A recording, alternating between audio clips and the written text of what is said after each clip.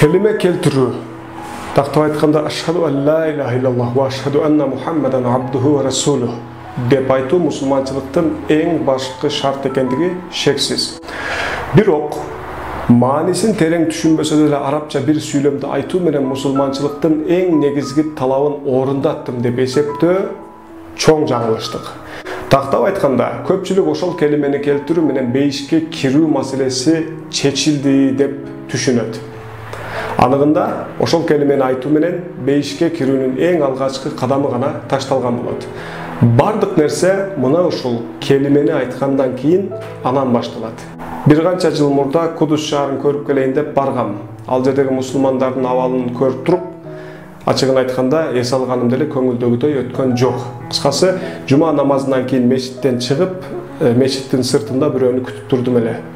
Бир киши мечиттен чыгып, ары бери өтүп кетип аткан адамдарга бирдемкелерди түшүндүргүсү келип атат, бирдемкелерди сүйлөп атат, уккан угат, укпаганын ээрчип барып калып кетет дегендей. Кыскасы, мындай бир Европа стилинде кийинген бир чамамда европалык бир аял, 45-50 жашта бир аял токтоду. Анан ал менен сүйлөшө баштады. Мага да кызык болгон үчүн бир тараптан уга баштадым. Кыскасы, жанагы киши: "Эгер кааласаңыз, сизди азыр 5 минутта мусулман кылып коебуз. Мусулман болуп алганыңыздан кийин ахиретиңиз кепилдикке алынган болот. Бейишке кирип кете бересиз, кийин ойлонбой. Ушундай чоң нерседен курк албаган, келиңиз 5 мүнөтүңүздү бөлүп коюңуз" деп жатыптыр. Мага логикасыз келди. Кантип эле 5 мүнөттө бир адам мусулман болуп калат жана ахирети кепилдикке алынып калат. Ал сүйлөй баштаганда эле мен түшүнгөнмүн туура эмес экендигин. Көрсө, жанагы жердеги турист аял да ал молдокеге ишенбептир. Анын сөзүн аягына чейин угуп туруп, кантип эле мен бир канча мүнөт убактымды ажыратып бир нерсени айтып коюп эле мусулман болуп, анан сиз айткан жыргалчылыкка татыктуу болуп калайын.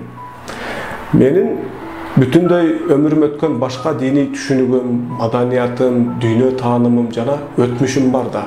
Мусулман болуш үчүн алар менен дагы эсептешиш керек го менимче деп айтты. Негизи келиме келтирүү тактап айтканда Алладан башка сыйынууга ылайыктуу зат жок, Мухаммед анын кулу жана элчиси экендигине күбөлүк берем деп айтуу чоң жоопкерчиликти талап кылат. Мындай жоопкерчиликтүү принциптин мусулманчылыктын негизги пайдабалы болушу толугу менен орунду десек болот.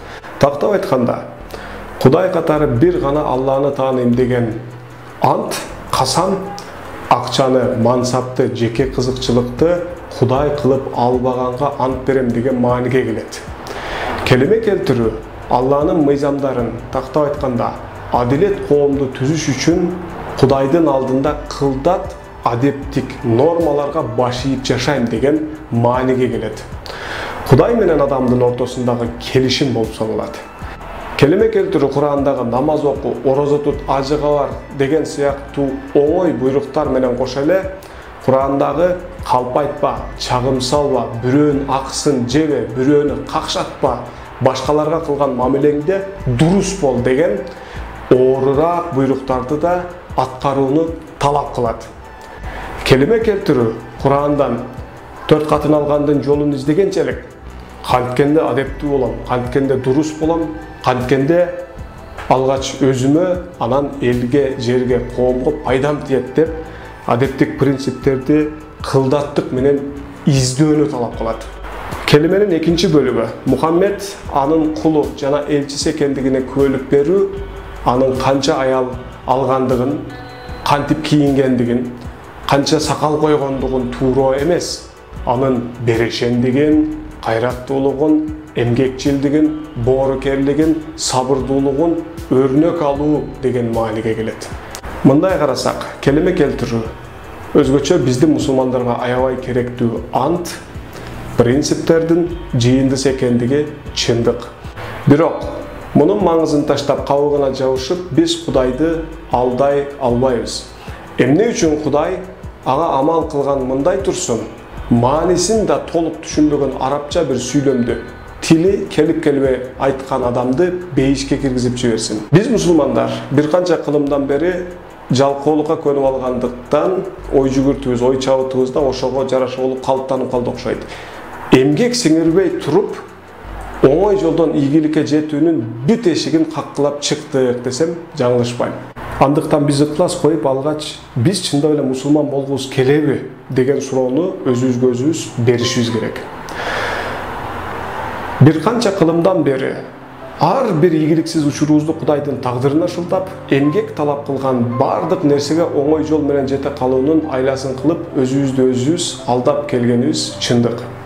Эмгек кылуунун ордуна дуа кылууну маанилүүрөөк нерсе деп эсептедик. Буга эң чоң мисал катары дал ушул шахадат калимасынын түпкү маанисин аттап, аны тилдин учу менен айта салып эле кепилдик катары бейишти ала калууну самап келгенибизди айтсак болот.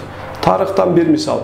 Мухаммед пайгамбар болуп келгенде так ушул калимаи шахадатты айтпай эле коелучу деп Мухаммед пайгамбар ар кандай пара сунуштап, ар кандай кызыкчылыктарды мушриктердин сунуштагандыгы тарыхтан белгилүү. Неге?